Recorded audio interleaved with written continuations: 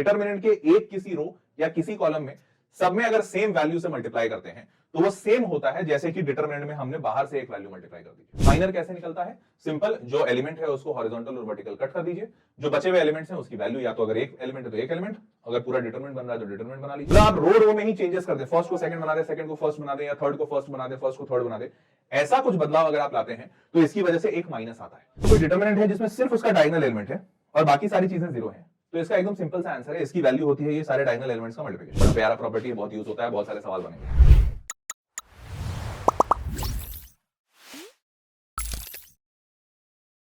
नमस्कार, आदाब, सत श्री अकाल और खुशामदीद। Very very welcome to all of it session. This is your master teacher Harsh Priyam, जो कि आज बात करने आया है डिटरमिनेंट्स के बारे में। तो शुरुआत करने के पहले मैं आपको बता देता हूं कि इस सेशन का कॉन्सेप्ट क्या है। कॉन्सेप्ट बहुत ही सिंपल सा है कि आप इस सेशन में महज 15 से 20 मिनट के अंदर अंदर जितने भी कॉन्सेप्ट और थ्योरी है इस चैप्टर में, चाहे वो बोर्ड रिलेटेड हो, चाहे वो जेई रिलेटेड हो, एनडीए रिलेटेड हो, किसी भी कॉन्सेप्ट रिलेटेड हो, पूरी थ्योरी बताऊंगा। ध्यान रखिएगा, जब मैं ऐसा कर रहा हूंगा तो इसका एक चीज आपको भी ध्यान देना होगा कि मैं कॉन्सेप्ट पूरा कराऊंगा, मैं आपको थ्योरी पूरी पढ़ाऊंगा। लेकिन हो सकता है अलग अलग स्टेट बोर्ड में, अलग अलग कंपटीशन में कुछ चीजें एडेड हो, कुछ एडेड नहीं हो, तो हर टाइप का बच्चा अपने सिलेबस को जरूर ध्यान में रखिएगा। और मैंने तो चूंकि सारी थ्योरी पढ़ाई है, तो जो जो आपके काम की नहीं हो आप उसको स्किप कर सकते हैं। और अगर आप चाहते हैं कि आप सारी थ्योरी का लिस्ट आपको पहले मिल जाए तो इसी वीडियो का डिस्क्रिप्शन बॉक्स चेक कर लीजिए, मैंने क्या क्या पढ़ाया है उसका पूरा टॉपिक लिस्ट मैंने डिस्क्रिप्शन बॉक्स में डाल दिया। उसकी वजह से टाइम स्टैंपिंग आपको मिल जाएगा और आप आसानी से सेशन का आनंद उठा सकते हैं। ठीक है, चलिए तो शुरू करते हैं। Let's get started. शुरुआत के पहले चैनल पे सब्सक्राइब हो जाइए, बिकॉज इस चैनल पे आपको ऐसा बेहतरीन कंटेंट मिलता रहेगा। और जो भी मैंने पूरी चीजें पढ़ाई है उसका पूरा का पूरा पीडीएफ नीचे डिस्क्रिप्शन बॉक्स में डाल दिया है। ध्यान रखिएगा, ये जब पीडीएफ के लिंक पे आप क्लिक करेंगे तो आपसे साइन अप मांगेगा, बेसिकली एक लॉगिन करना होगा मोबाइल नंबर ओटीपी डाल के। वो सिर्फ इसलिए दिया गया है, वो फ्री ऑफ कॉस्ट है, उसमें कोई पैसा नहीं लग रहा है, वो सिर्फ इसलिए किया गया है for the safety and security of the document and your security as well. कई बार आप बहुत सारी चीजें एक्सेस करते हैं, उससे आपका डेटा कहीं किसी गलत जगह चला गया तो उससे इशू हो सकता है, तो वो सिक्योरिटी रहे इसीलिए हमने लॉगिन लगाया है और वो फ्री ऑफ कॉस्ट है, कोई पैसा नहीं लगेगा। ठीक है, चलिए शुरू करते हैं। Let's get started. आज मैं क्या क्या बताने वाला हूं, तो डिटरमिनेंट के बारे में, उसकी पूरी प्रॉपर्टीज बताऊंगा, मल्टीप्लिकेशन ऑफ डिटरमिनेंट भी कवर करूंगा जो कि बहुत ही रेयरली कवर किया जाता है, लेकिन आज मैं इस सेशन में कवर करूंगा बिकॉज पूरी थ्योरी करूंगा, ये आपको मैंने वादा किया है। Differentiation and some special determinants, तो डिफरेंशिएशन डिटरमिनेंट का क्या होगा वो भी बताऊंगा। डिफरेंशिएशन के साथ साथ मैं इंटीग्रेशन भी बताऊंगा, अगर डिटरमिनेंट का इंटीग्रेशन आता है तो वो कैसे करना है। सिस्टम ऑफ लीनियर इक्वेशंस में डिटरमिनेंट कैसे फंक्शन करता है एंड एरिया ऑफ ट्रायंगल इससे कैसे निकालते हैं। तो ये इतनी थ्योरी है जो कि पूरी थ्योरी है, इस थ्योरी आपको up to the level of 12th पढ़नी नहीं है। ठीक है, तो ये सारी चीजें आज के क्लास में होगा। चलो शुरू करते हैं। पहला, इससे कितने सवाल एक्सपेक्ट किए जा सकते हैं, तो मोस्टली मैंने जितने एग्जामिनेशंस देखे हैं उसमें मिनिमम 2 सवाल तो आते हैं, ये मिनिमम नंबर है। इससे ऊपर ही देखा है, जैसे मान लीजिए अगर मैं एनडीए की बात करूं तो 3-4 सवाल भी देखने को मिल जाते हैं, कई बार देखने को मिले हैं। जेई की बात करूं तो उसमें कई बार 3 सवाल देखने को मिले हैं। सीबीएसई की बात करूं तो वहां पे 1 से 2 सवाल ही रहते हैं। स्टेट बोर्ड की बात करूं तो बहुत सारे स्टेट बोर्ड में 2-3 सवाल भी देखे गए हैं, तो मिनिमम 2 सवाल तो सब जगह आए हैं। ठीक है, अब इसमें सबसे ज्यादा इंपॉर्टेंट एरियाज कहां हैं, तो प्रॉपर्टीज ऑफ डिटरमिनेंट से हर जगह प्रॉपर्टीज से ही सबसे ज्यादा सवाल पूछे जाते हैं। फिर system of linear equation is the second favourite of all boards and competitions, और डिटरमिनेंट एज अ फंक्शन ये भी पूछा जाता है, ये अच्छे लेवल के कॉम्पिटिशंस में ज्यादा पूछते हैं। ठीक है, चलिए शुरू करते हैं। अब डिटरमिनेंट 2x2 और 3x3, तो देखिए ऑर्डर क्या होता है। ऑर्डर बेसिकली ये होता है कि किस, मतलब डिटरमिनेंट 2x2 का है कि 3x3, ये ऑर्डर होता है। और ये 2x2 3x3 का मतलब क्या, देखिए 2x2 लिखा है ना, इसका मतलब रो 2 है और कॉलम भी 2 है, तो कॉलम भी 2 है, तो 2 2, तो हम R क्रॉस C, कितने रो और कितने कॉलम है, इसी को ऑर्डर कहते हैं। अगर कहीं 2x3 लिखा है, इसका ये मतलब 2 रो है और 3 कॉलम। 2 रो और 3 कॉलम का मतलब कि एक, जैसे मैं 1 2 और ये हो गया 3 4 5 और 6, तो देखिए 1 रो 2 रो है और कॉलम में 1 2 3 कॉलम, तो इसको मैं कहूंगा 2x3 मैट्रिक्स, 2x3 डिटरमिनेंट। तो ये हो गया इसका ऑर्डर। क्लियर है, चलिए आगे बढ़ते हैं। अब प्रॉपर्टीज ऑफ डिटरमिनेंट में आपको बता दूं, प्रॉपर्टीज ऑफ डिटरमिनेंट में ध्यान रखिएगा कि जैसे सबसे पहला प्रॉपर्टी है, the value of determinant remains unchange if the rows and columns are interchange. अगर मान लीजिए A1 A2 A3 B1 B2 B3 C1 C2 C3 लिखा हुआ है, इसको मैं किसी को आगे पीछे कर दूं, मतलब A1 ये A1 B1 C1 है ना, इसको A1 A2 A3 ये दिख रहा है आपको कॉलम है, इसको उठा के अगर इधर रो में ले आऊं, ये देखिए यहां से ये वाली चीज उठ के ऐसे बन गई है, तो ये रो को मैंने कन्वर्ट कर दिया कॉलम में, मतलब सॉरी कॉलम को कन्वर्ट कर दिया रो में। तो अगर ऐसा कर देते हैं तो इससे इसकी वैल्यू पे कोई असर नहीं पड़ता है, ठीक है। लेकिन यहां तो असर नहीं पड़ेगा, पर अगर आपने यही काम, जैसे ये A1 A2 A3 है, अब आपने इस A1 A2 A3 को, या इसको A1 A2 A3 से नहीं देखते हैं, ऐसे देखते हैं कि मान लीजिए आपके पास ये है एक रो, ये सेकेंड रो को आपने उठा के अगर यहां पे फर्स्ट रो बना दिया, मतलब आप रो में ही चेंजेस कर दें, फर्स्ट को सेकंड बना दें, सेकंड को फर्स्ट बना दें, या थर्ड को फर्स्ट बना दें, फर्स्ट को थर्ड बना दें, ऐसा कुछ बदलाव अगर आप लाते हैं तो इसकी वजह से एक माइनस आता है। मान लीजिए आपने सेकंड को उठा के फर्स्ट पे भेज दिया, फर्स्ट को सेकंड पे, इंटरचेंज कर दिया तो एक माइनस। अब अगर मान लीजिए आप एक बार और ऐसा काम कर दें, जैसे थर्ड को उठा के फर्स्ट पे और फर्स्ट को उठा के थर्ड पे, तो वापस से एक माइनस आएगा और वो माइनस माइनस मिलकर प्लस हो जाएगा।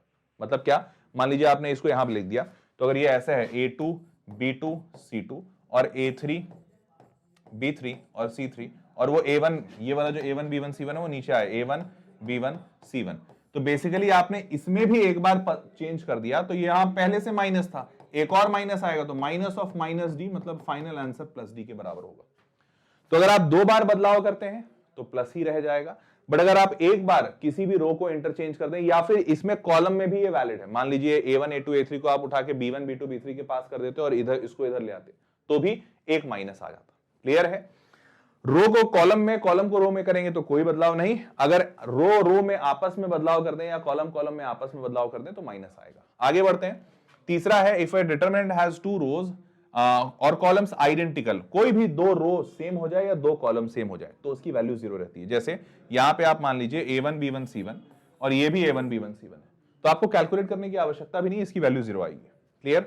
और यही सेम चीज कॉलम में भी हो सकता था, मान लीजिए अगर ये A1 A2 A3 है और बाजू वाला भी A1 A2 A3 हो जाए, A1 A2 A3, और भले तीसरा जो भी रहे तो इसकी वजह से ये जीरो हो जाएगा। और ऐसा नहीं है कि ये सिर्फ एक्सक्यूज मी, हाँ अब आते हैं चौथा, if all the elements of any row or column be multiplied by the same number then the value of determinant is multiplied by that number. मतलब मान लीजिए A1 B1 C1 है, मैंने इस A1 B1 C1 में तीनों में k multiply कर दिया, KA1 KB1 KC1, तो आप तीनों में k मल्टीप्लाई कीजिए या फिर इस डिटरमिनेंट के बाहर ही k लिख दीजिए, दोनों सेम बात है। मतलब डिटरमिनेंट के एक किसी रो या किसी कॉलम में सब में अगर सेम वैल्यू से मल्टीप्लाई करते हैं तो वो सेम होता है जैसे कि डिटरमिनेंट में हमने बाहर से एक वैल्यू मल्टीप्लाई कर दीजिए। ठीक है, तो ये इसको कहते हैं स्केलर मल्टीप्लिकेशन। आगे बढ़ते हैं।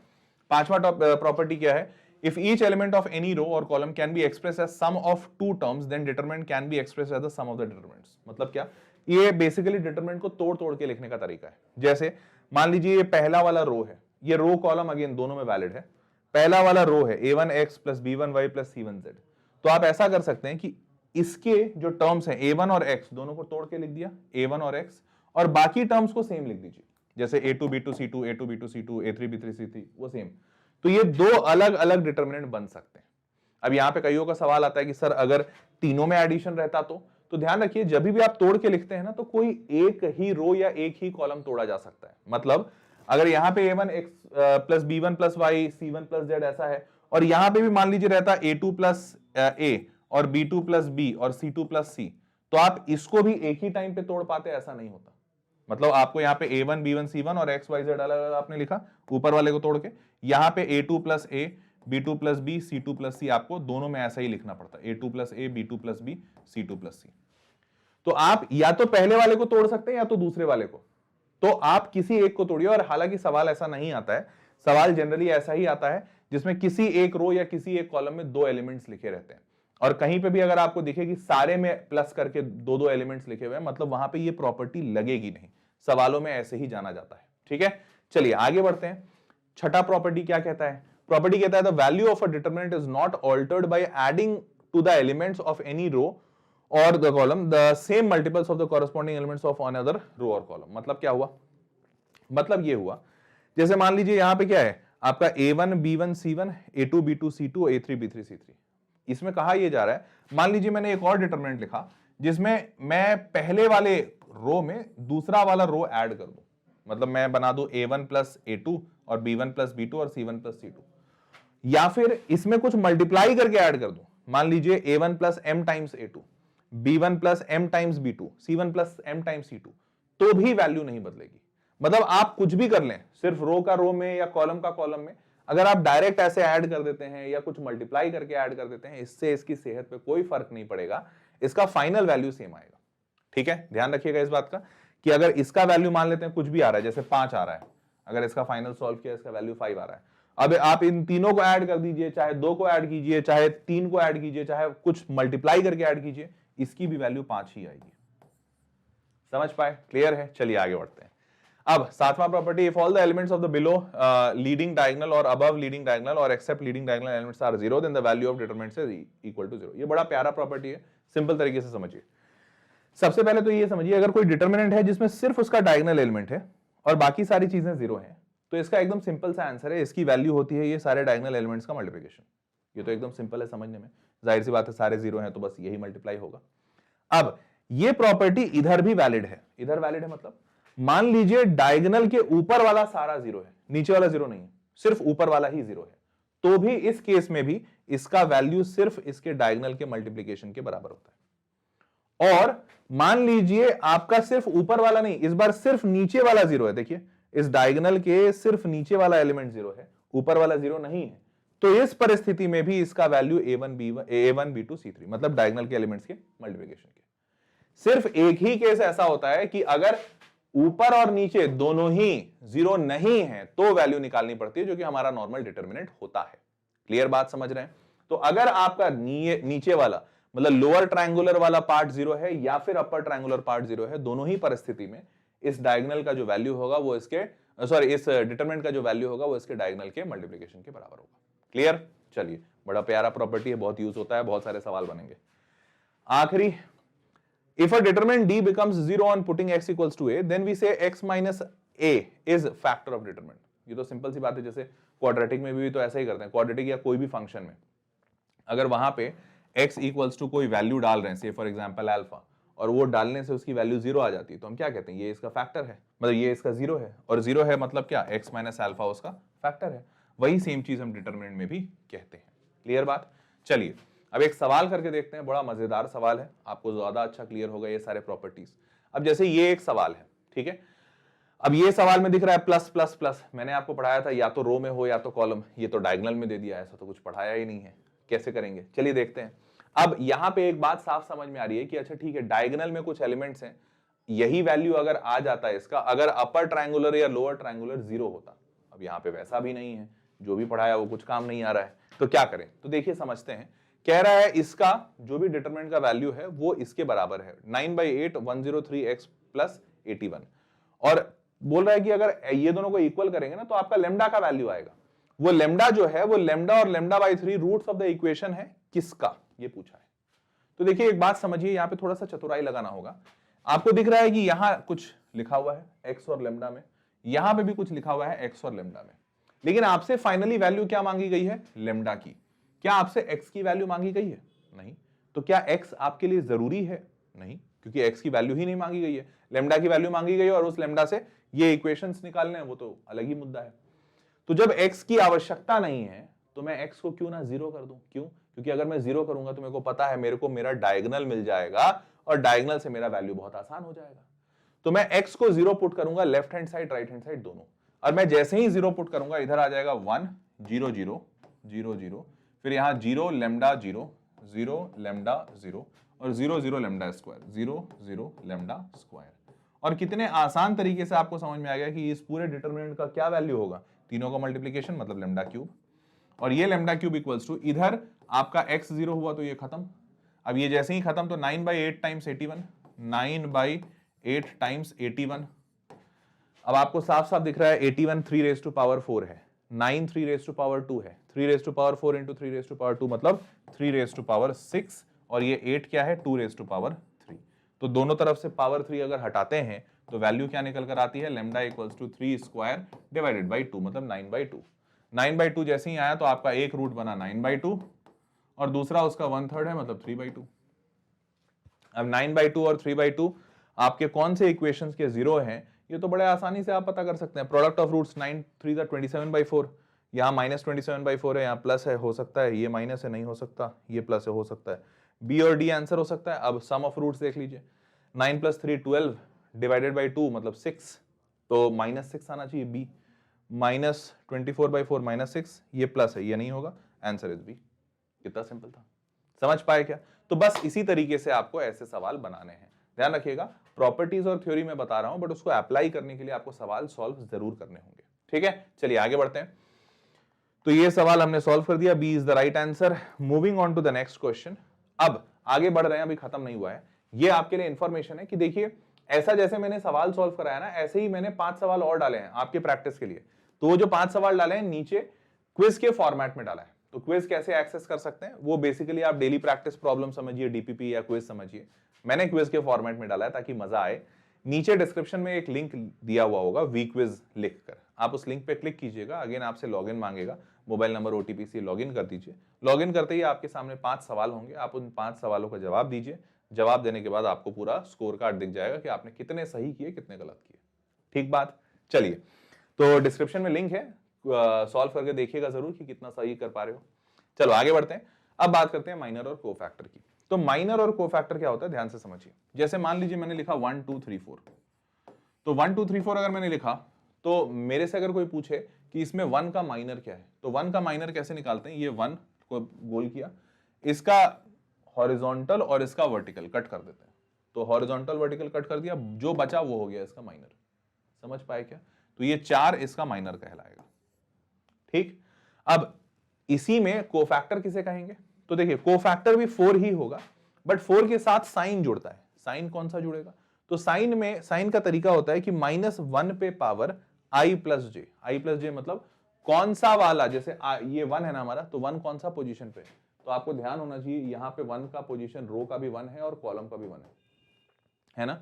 और ये i और j जो है ना, ये रो और कॉलम के पोजीशन को दर्शाते हैं। तो आप इससे समझे, रो का 1 कॉलम 1 मतलब i और j की वैल्यू 1 1, तो 1 + 1 करेंगे तो क्या आएगा 2, मतलब -1 पे पावर 2।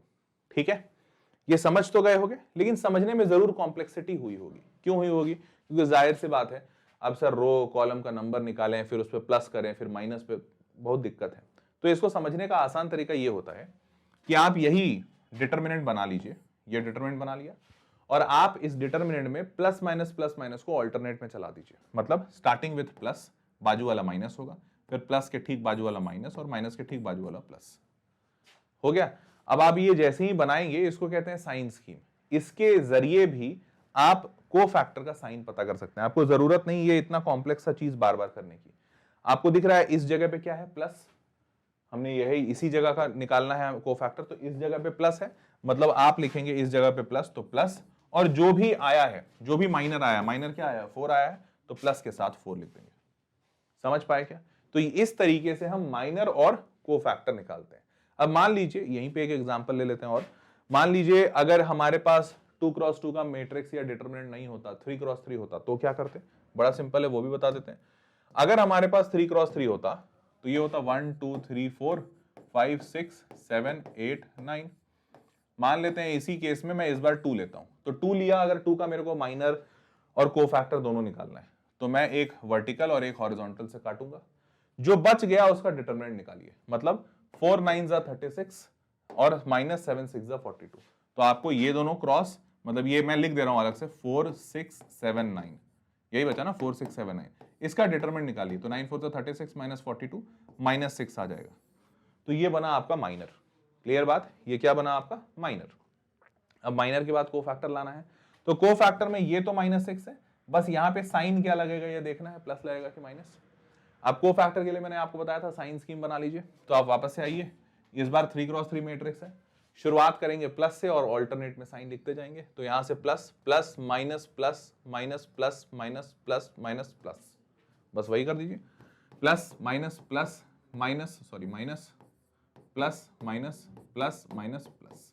अब ये वाले पोजीशन को हमने उठाया है 2 को, तो इस पोजीशन पे दिख रहा है माइनस है, तो हेंस यहां माइनस लगाएंगे, माइनस इंटू -6, आंसर इज 6। समझ पाए क्या? बस यही करना, और कुछ करना ही नहीं है। तो कोफैक्टर और माइनर आप समझ गए होंगे। माइनर कैसे निकलता है? सिंपल, जो एलिमेंट है उसको हॉरिजॉन्टल और वर्टिकल कट कर दीजिए, जो बचे हुए एलिमेंट्स हैं उसकी वैल्यू, या तो अगर एक एलिमेंट है तो एक एलिमेंट, अगर पूरा डिटरमिनेंट बन रहा है तो डिटरमिनेंट बना लीजिए, इसकी वैल्यू निकाल लीजिए, और कोफैक्टर में बस साइन स्कीम लगा दीजिए। चलिए आगे बढ़ते हैं। प्रोडक्ट ऑफ टू डिटरमिनेंट्स, ये बहुत ही रेयर पढ़ाया जाता है, लेकिन मैं आपको पढ़ा दे रहा हूं। प्रोडक्ट ऑफ डिटरमिनेंट कैसे करते हैं, ध्यान से समझिएगा, है बहुत आसान। मान लीजिए ये डिटरमिनेंट और ये डिटरमिनेंट दिया हुआ है। जनरली तो ऐसा होता है कि इसकी वैल्यू निकाल के और इसकी वैल्यू निकाल के मल्टीप्लाई कर देते हैं, बट रूल ये कहता है कि अगर आप चाहें तो ये दोनों के एलिमेंट्स भी मल्टीप्लाई हो सकते हैं, उससे भी वैल्यू वही आएगी। मतलब अगर मान लीजिए इसका वैल्यू 5 आया, इसका 4 आया, तो 5 4 ज़ा 20।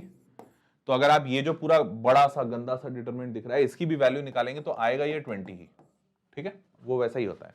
बट क्या है रूल, जैसे मैट्रिक्स में डिटरमिनेंट करने, मैट्रिक्स में मल्टीप्लाई करने का रूल होता है, यहां क्या है, तो ये 4 रूल्स होते हैं। मतलब आप रो का मल्टीप्लीकेशन रो के साथ कर सकते हैं, रो का कॉलम के साथ कर सकते हैं, कॉलम का रो के साथ कर सकते हैं, या कॉलम का कॉलम के साथ कर सकते हैं, जैसी आपकी इच्छा। मैं आपको एक सिखा दे रहा हूं रो का रो के साथ, बाकी भी आप उसी तरीके से कर सकते हैं, सेम तरीका। तो एक पहला रो उठाते हैं, इसको पहले रो के साथ मल्टीप्लाई कीजिए। तो a1 को अल्फा 1 के साथ मल्टीप्लाई करेंगे तो a1 अल्फा 1, फिर b1 को बीटा 1 के साथ तो b1 बीटा 1, फिर c1 को गामा 1 के साथ तो c1 गामा 1। ये हो गया, ये तीनों को ऐड कर देंगे तो हमारा पहला एलिमेंट बनेगा, ये फर्स्ट एलिमेंट है। अब ठीक उसी प्रकार से ये रो 1 रो 2 के साथ भी मल्टीप्लाई होगा, तो a1 alpha 2 b1 beta 2 c1 gamma 2, a1 alpha 2 b1 beta 2 c1 gamma 2 बन गया हमारा दूसरा। पहला रो दूसरा रो के साथ, तो पहला दूसरा के साथ तो फर्स्ट सेकंड, पहला रो दूसरा कॉलम बना। फिर वैसे ही फर्स्ट को थर्ड के साथ मल्टीप्लाई करेंगे तो तीसरा एलिमेंट बनेगा। क्लियर? अब उसी प्रकार से जब मैं दूसरे रो को पकड़ूंगा और पहले के साथ मल्टीप्लाई करूंगा, a2 alpha 1 b2 beta 1 c2 gamma 1, a2 alpha 1 b2 beta 1 c2 gamma 1। Clear है? इसी तरीके से सारे मल्टीप्लाई कर दीजिए, आंसर आ जाएगा। क्लियर?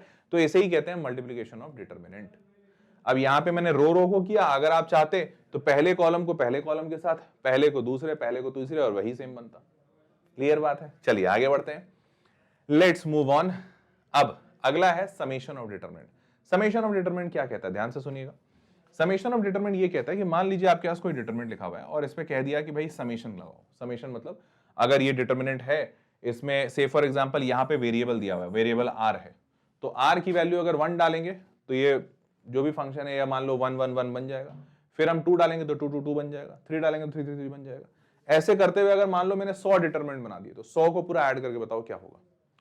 तो अब आप उतना डिटरमिनेंट लिखेंगे तो नहीं, तो उस वक्त क्या होता है कि ध्यान रखिएगा, रूल ये कहता है कि अगर डिटरमिनेंट पे समेशन आया है तो ये समेशन एज इट इज उठ के अंदर चला जाता है उस रो या कॉलम पे जिसमें वेरिएबल है। जैसे यहां मेरे को साफ साफ दिख रहा है वेरिएबल वाला पार्ट पहला रो है, ये दोनों तो कांस्टेंट है, a1 a2 a3 b1 b2 b3, तो इसीलिए जब समेशन इस पे लगा तो समेशन उठकर इस पहले रो पे ही गया। ठीक है, तो वो उस रो पे समेशन लगा दीजिएगा, वहां पे समेशन लगाना आपके लिए आसान होगा, आंसर आ जाएगा। क्लियर? आगे बढ़ते हैं, इंटीग्रेशन। अब इंटीग्रेशन हो, डिफरेंशिएशन हो, सब जगह यही सेम कॉन्सेप्ट लग जाएगा। मान लीजिए इंटीग्रेशन करना है इस डिटरमिनेंट का, तो इंटीग्रेशन लगा, इंटीग्रेशन उसी रो या कॉलम पे ट्रांसफर होगा जो वेरिएबल वाला पार्ट है, कांस्टेंट वाले एज इट इज रहेंगे। ठीक है, अब यही सेम चीज डिफरेंशिएशन में भी कर दीजिए। डिफरेंशिएशन में मान लीजिए होगा वैसे ही, जैसे मान लीजिए अगर जो रो या कॉलम वेरिएबल है उसी पे लगेगा, बट मान लीजिए मैंने दूसरा एग्जांपल लिया कि सारे वेरिएबल है, फिर क्या करोगे?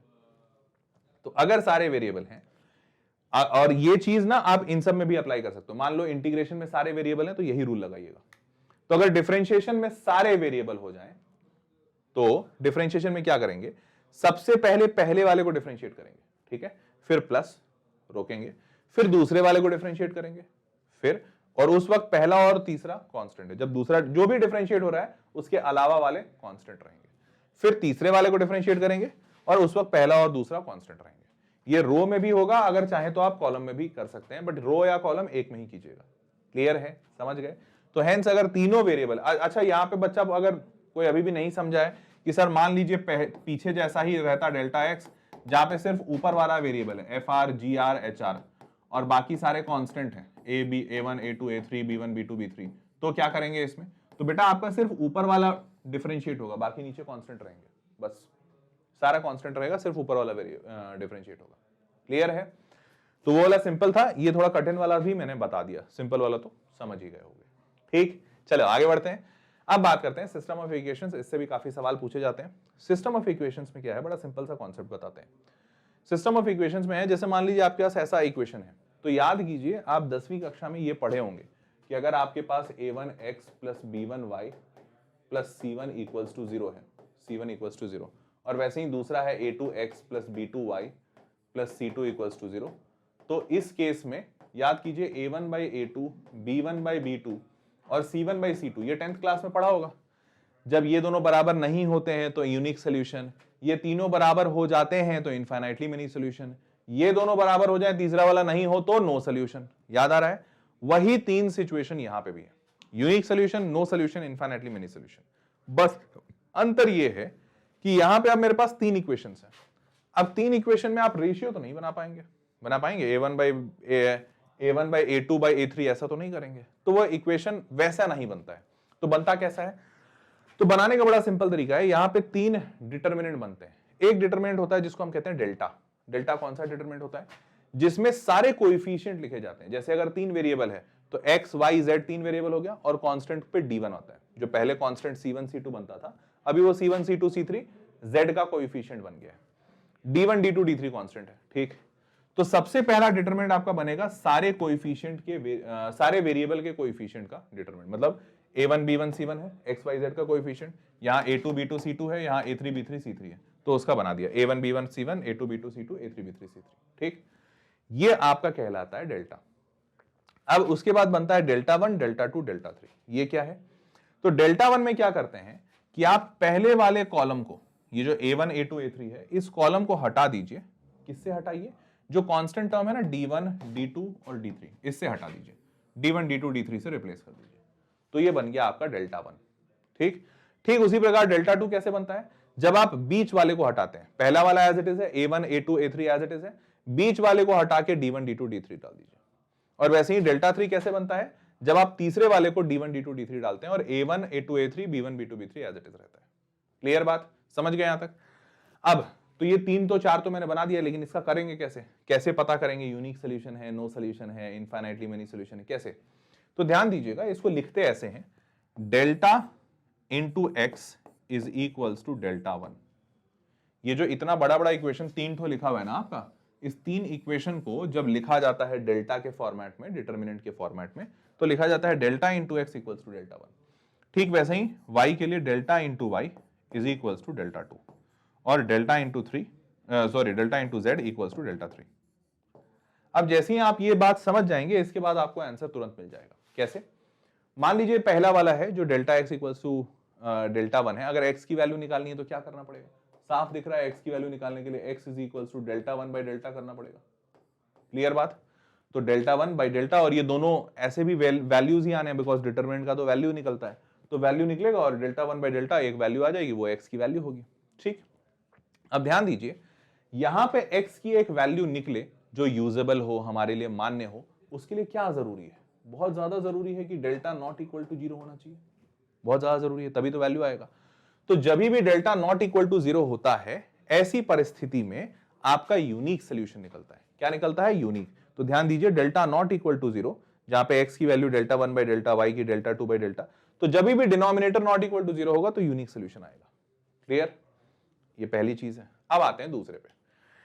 तो अगर डेल्टा 0 हो जाए तो सर, तो ये तो सीधी बात है, डेल्टा 0 हो जाएगा तो इनफाइनाइट हो जाएगा, और इनफाइनाइट हो जाएगा तो नो सोल्यूशन होगा। बिल्कुल आप सही बोल रहे हैं, डेल्टा 0 होगा तो उस वक्त आपका भाई something by 0 is equals to infinite, तो नो सोल्यूशन होगा।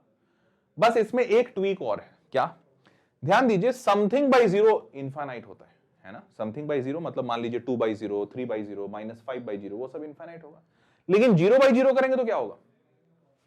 तो कई बच्चे बोलेंगे इनडिटरमिनेट फॉर्म, नहीं वो गलत है। इनडिटरमिनेट फॉर्म 0 बाई 0 नहीं होता, tending to 0 by tending to 0 होता है। वो फिर कभी बताएंगे लिमिट कंटिन्यूटी में। अभी आप ये समझिए, 0 बाई 0 इनडिटरमिनेट नहीं होगा तो क्या होगा? तो आप उसको समझने के लिए यहां से समझिए। मान लीजिए मैं यहां पे डेल्टा की वैल्यू 0 करता हूं, तो यहां पे लिखूंगा 0 इंटू एक्स और इज इक्वल्स टू डेल्टा 1 भी 0 कर देता हूं। तो इक्वेशन तो बिल्कुल सही है, 0 इंटू एक्स मतलब 0 होगा, 0 इक्वल्स टू 0 बिल्कुल सही है। लेकिन इस वक्त x की वैल्यू क्या हो सकती है? तो x की वैल्यू अगर मैं 1 डालूंगा तो सेटिस्फाई करेगा क्या? हाँ करेगा। 0 इंटू 1 इक्वल्स टू 0 सही है, हाँ सही है। मैं x की वैल्यू 2 डालूं, सेटिस्फाई करेगा क्या? हाँ करेगा। 0 इंटू 2 इक्वल्स टू 0, हाँ सही है। 3 डालूं, हाँ। 4 डालूं, हाँ। 5, कोई भी वैल्यू डाल लो हमेशा सेटिस्फाई करेगा। मतलब x की इनफाइनाइटली मेनी वैल्यूज पॉसिबल है ना? कितनी भी वैल्यूज डाल दो। ये कब हुआ, कैसे हुआ? जब दोनों तरफ के डेल्टा 0 हो गए। इसका मतलब अगर डेल्टा 0 है तो दो सिचुएशन निकलेगा। पहला सिचुएशन कि अगर डेल्टा 0 है और उसी क्षण डेल्टा 1, डेल्टा 2, डेल्टा 3 सारे 0 हो गए तो इनफाइनाइटली मेनी सॉल्यूशंस दे देंगे।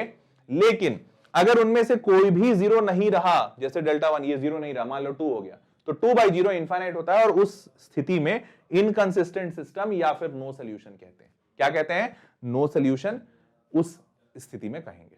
क्लियर बात? यहां पे क्या कहेंगे? इनफाइनाइटली मेनी सॉल्यूशंस, क्योंकि सारे 0 हैं। अगर सिर्फ डेल्टा 0 है और बाकी सारे नॉट 0 मतलब नो सॉल्यूशन, और सिर्फ डेल्टा ही नहीं 0 है तब तो कोई इशू ही नहीं, कंसिस्टेंट सिस्टम या फिर यूनिक सॉल्यूशन। सबको समझ में आया मजेदार तरीके से? ठीक बात। चलिए आगे बढ़ते हैं। अगर ये समझ में आ गया तो अब बात करते हैं एरिया ऑफ ट्रायंगल की। अब एरिया ऑफ ट्रायंगल कैसे निकालते हैं? तो ध्यान दीजिए, ये 10वीं वाला फॉर्मूला लिखा है मैंने। हो सकता है कुछ बच्चे पढ़े हो, कुछ बच्चे नहीं पढ़े हो, बट 10th क्लास में ये फॉर्मूला पढ़ना होता है कि अगर मान लीजिए हमारे पास एक ट्रायंगल है और इसका कोऑर्डिनेट है x1 y1, इसका है x2 y2 और इसका है x3 y3, तो ऐसी परिस्थिति में इसका एरिया लिखा जाता है half x1 y2 - y3 x2 y3 - y1 x3 y1 - y2। ये फॉर्मूला 10वीं में बच्चे याद भी करते हैं, कोऑर्डिनेट फॉर्मूला कहते हैं एरिया ऑफ ट्रायंगल का। बट ये फॉर्मूला निकलता कहां से, आता कहां से? तो ये एक्चुअली में इस डिटरमिनेंट से सॉल्व होता है। अब अभी सॉल्व करके नहीं बताएंगे, तो आपको अगर ये फॉर्मूला नहीं भी आता हो कोई दिक्कत नहीं, आता है तो ध्यान दीजिए यहां से आता है। अगर नहीं आपको पता है कि ये क्या है फॉर्मूला, तो आप डायरेक्ट इसको याद कीजिए कि अगर ऐसा ट्रायंगल हो तो इसका एरिया लिखते हैं हाफ, और डिटरमिनेंट में पहला कॉलम बनाएंगे x1 x2 x3, दूसरा y1 y2 y3 और तीसरा 1 1 1। आप चाहते तो इसको रो के फॉर्मेट में भी लिख सकते थे, मतलब x1 x2 x3 और यहाँ पे y1 y2 y3 और यहाँ पे 1 1 1। क्लियर बात? ये भी एरिया ऑफ ट्रायंगल देता हाफ के साथ। समझ पाए? इसको याद रखिएगा बस। क्लियर है? बस इतनी ही थ्योरी करनी थी। एक सवाल कर लेते हैं, फिर आपको वीक क्विज दूंगा। हैं? तो सवाल क्या कहता है? अब जैसे मान लीजिए यही सिस्टम ऑफ लीनियर इक्वेशन पे प्रैक्टिस करते हैं। सवाल कहता है कि अल्फा बीटा रियल नंबर है, ठीक है, लीनियर इक्वेशन का, हैज इनफाइनाइटली मेनी सॉल्यूशंस। इसके इनफाइनाइटली मेनी सॉल्यूशंस है। तो अगर इनफाइनाइटली मेनी सॉल्यूशंस है, इसका मतलब अपने को तुरंत चमकना चाहिए, अच्छा सारे 0 होंगे। सारे 0 मतलब डेल्टा भी 0, डेल्टा 1 भी 0, डेल्टा 2 भी 0, डेल्टा 3 भी 0। तो अब आप बोलोगे, सबसे पहला तो डाउट यही आता है, तो सर क्या हम सारे को 0 करेंगे और चेक करेंगे? नहीं, जरूरत नहीं है। क्यों? सबसे पहले तो आपको डेल्टा 0 करना है। डेल्टा 0 मतलब इसका कोएफिशिएंट, तो यहाँ पे 1 है, 1 2 3 1 2 3, यहाँ -1 2 -1 -1 2 -1, यहाँ 1 अल्फा 4 1 अल्फा 4। देखिए जब आप डेल्टा को 0 करते हैं तो आपको अननोन क्वांटिटी वैल्यू की वैल्यू मिल जाएगी। अननोन क्वांटिटी अल्फा है। इसको सॉल्व करो, अल्फा की वैल्यू निकालो। तो अल्फा की वैल्यू 4 दूनी 8 माइनस अल्फा 8 माइनस अल्फा, यहाँ पे +1 और इधर से काटे 8 माइनस 3 अल्फा 8 माइनस 3 अल्फा और यहाँ से -2 -6 -8 इक्वल्स टू 0। तो यहाँ से साफ साफ दिख रहा है 8 8 कट गए, ये -4 alpha, 1 minute, 8 plus alpha, very sorry 8 plus alpha होगा, तो अल्फा -3 अल्फा, तो ये 2 अल्फा हो गया, तो 8 अल्फा की वैल्यू बेटा आ रही है 4। अब अल्फा की वैल्यू 4 आ गई। अब अपने को अल्फा के साथ साथ यहाँ पे बीटा भी अननोन है, तो याद कीजिए ये वही था D1 D2 D3। अब अपने को डेल्टा 1 या डेल्टा 2 या डेल्टा 3 कोई भी एक 0 कर लेंगे तो बीटा मिल जाएगा। आप कर लीजिए, डेल्टा 1 कर लीजिए। डेल्टा 1 मतलब ये 1 2 3 को रिप्लेस करना है, किससे? 5 8 बीटा से। तो 5 8 बीटा से कर दीजिए, मैं यही कर देता हूं। तो अगर मैं इसी को रिप्लेस कर दूं किससे? 5 8 और बीटा से, तो मैं जैसे ही रिप्लेस करूंगा 4 दूनी 8 प्लस अल्फा, फिर से 8 प्लस अल्फा, फिर माइनस के जगह पे प्लस हो जाएगा, प्लस और ब्रैकेट में 8 चौके 32 माइनस 8 चौके 32, और ये अल्फा बीटा नहीं होगा, अल्फा की वैल्यू हमने निकाल लिया है 4, तो ये हो जाएगा 4 beta. 32 minus 4 beta, 32 minus 4 beta, और फिर आखिरी में प्लस प्लस -8 और -2 बीटा। ठीक है, इक्वल्स टू 0 कर देते हैं। इक्वल्स टू 0 जैसे ही करेंगे सॉल्व करिए, तो ये हो गया -4 -2 -6 बीटा, उधर चला 6 बीटा हो गया, और इधर क्या क्या बच रहा है? 32 8 40, 40 में से 8 गया, 40 में से 8 गया 32, तो ये 8 8 कट गया मतलब ऐसे, तो ये हो गया 32। ये कुछ गड़बड़ किया क्या मैंने? अच्छा 5 के साथ मल्टीप्लाइड है, वेरी सॉरी ये 5 के साथ मल्टीप्लाइड है, वेरी सॉरी। तो 5 के साथ मल्टीप्लाइड है, तो ये 5 से मल्टीप्लाई करना होगा, तो यहाँ पे बीटा आ रहा है बिकॉज 5 और 4 और 2 6, तो इधर बीटा आ गया, और बीटा जैसी ये पे 8 5 40 40 और 32 72 और 64 64 आ रहा है, तो यहाँ से बीटा की वैल्यू आ गई। ये वाली वैल्यूज आप देख लीजिएगा, हो सकता है कुछ कैलकुलेशन में एरर हो गया हो, बट मोटा मोटी तरीका यही रहेगा। अब आप इस तरीके से सॉल्व कर लीजिएगा, सॉल्व करके आंसर आ जाएगा और आंसर आके आपका ये फाइनल आंसर बन गया। ठीक है, तो आपको बस इसी तरीके से सॉल्व करना है। ये देख लेना, इसमें शायद मेरे को लग रहा है अभी भी कैलकुलेशन एरर है। पहला वाला अल्फा 4 तो सही था, मैंने शॉर्टकट लगाने के चक्कर में थोड़ा सा लगता है गड़बड़ कर दिया, बट आप इसको इस तरीके से सॉल्व कर सकते हैं। ठीक है, तो आप एक बार सॉल्व कर लेते हैं, then you get the answer. और इसी तरीके से ये जेडबलई में ऐसे सवाल पूछे जा रहे हैं, तो बाकी जगह तो इससे लो लेवल पूछे जाएंगे। Clear, and hence you will be able to solve it. अब इसी तरीके से मैंने सवाल आपके लिए डीपीपी में रखा है वी क्विज के फॉर्मेट में। नीचे डिस्क्रिप्शन में इसका लिंक दिया हुआ है, लॉगिन आएगा, मोबाइल नंबर ओटीपी डाल के लॉगिन कर लीजिएगा। फ्री ऑफ कॉस्ट है, एब्सोल्युटली कोई सब्सक्रिप्शन लेने की आवश्यकता नहीं है आपको, फ्री ऑफ कॉस्ट रहेगा। आप उसमें जैसे ही लॉगिन साइन अप कर लेते हैं, आपको ये पूरा क्विज के फॉर्मेट में 5 सवाल दिख जाएंगे और मजेदार वो 5 सवाल सॉल्व कीजिए, आपका बहुत बढ़िया रिवीजन हो जाएगा। ये सेशन आपको कैसा पसंद आया ये नीचे कमेंट बॉक्स में लिखकर जरूर लिखिएगा। और अगले सेशन के लिए अगर आपको ऐसे ही थ्योरी के बाकी सेशंस भी चाहिए तो इस वीडियो का प्लेलिस्ट को जरूर फॉलो कीजिएगा। You will get all other sessions जिस पे भी मैंने सारे थ्योरी सेशन सारे चैप्टर्स के बनाए हैं। ठीक है, बस इसी के साथ अलविदा कहते हैं, मुलाकात करेंगे अगले सेशन में। तब तक के लिए take care, bye bye, good night.